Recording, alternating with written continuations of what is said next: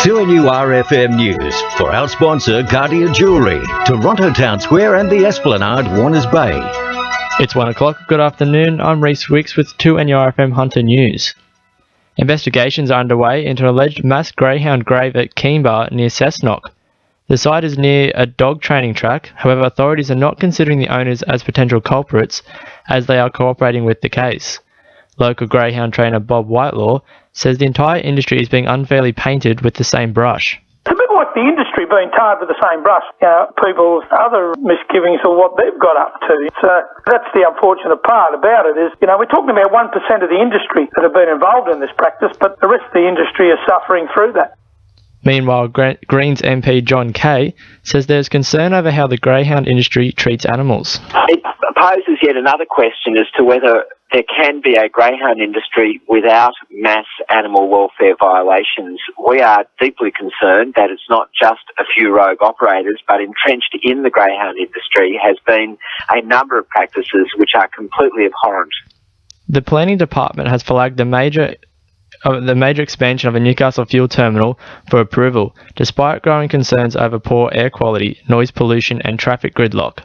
It's as storage giant Stolthaven is given the go-ahead to increase fuel imports from 300 million litres to more than 1 billion litres a year at its Mayfield facility, prompting fears about lethal emissions of the toxic chemical benzene. John Hayes from the Mayfield Correct Planning and Consultation Group says transport safeguards also need to be put in place. There's not enough rail capacity that comes into Carrington Coal Loader at the moment, which would enable significant cartage of fuel and other goods going on and off boats on the existing line. There have to be a fair dinkum way in which goods and services are handled from a transport point of view. A man has been arrested on suspicion of holding up a service station in Mayfield earlier today. At about 6 a.m, a male approached the counter of the Maitland Road 7-Eleven, brandishing a knife and demanded cash from an employee before fleeing on a bicycle with a sum of stolen money. A 21-year-old man was picked up later on Hanbury Street and is being questioned by local police. The Environment Protection Authority has hit mining magnate Darracon with a $3,000 fine for breaching its environmental protection licence at its Martin Creek quarry. The issues which were identified last year include holes in fences designed to stop sediment. EPA Acting Hunter Regional Manager Mitchell Bennett says Darracon and the EPA are working together to fix the site. Well, we're continuing to work with them to make sure that the site is managed adequately and the controls that are put in place are maintained. Missing Port Stephens man and former Knox grammar teacher Christopher Fotis may have fled overseas, according to New South Wales Police. 52-year-old Fotis was asked to leave the Sydney school in September 1989 following an arrest for sexual misconduct and now faces allegations in a royal commission. His failure to give evidence in February prompted an arrest warrant and a statewide police alert, with his whereabouts still unknown. Singleton residents will have the opportunity to set their eyes upon a new 1.5 metre tall bronze flame plinth war memorial at this year's Anzac Day services.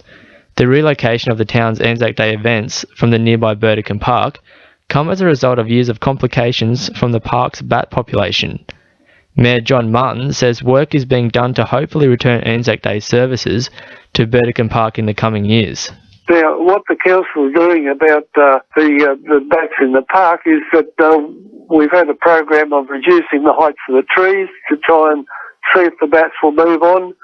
And we've tried many methods to try and move them on to another place. In finance, the All Ords is up 20.9 points at 59.14, and $1 Australian is buying 76.44 US cents. Now a sport, Belinda Dellis Harris. Newcastle Jets owner Nathan Tinkler is pleading with fans to stop the witch hunt following a series of calls to dump coach Phil Stubbins on the back of Monday's 2-0 loss to Perth. Disgruntled supporters took to the stands armed with a giant banner reading "Enough failure, lies and arrogance. 10,000 fans demand the Muppet gone." But Tinkler's adamant Stubbins deserves an opportunity to restore the Jets' pride next season. It comes as the side languishes at the bottom of the A-League ladder, poised to miss the playoffs for a 5th straight year with just 2 wins from 24 matches. Meanwhile, Jets W League coach Peter McGuinness is set to change jobs, taking reins of the club's NPL men's squad. He insists his top priority will be engaging players to help turn the Jets into a championship-winning team. And the Knights have settled on an 18-man side ahead of Friday's game against Cronulla. Corbin Sims to play alongside brother Tarek for the first time in red and blue, following his return from suspension.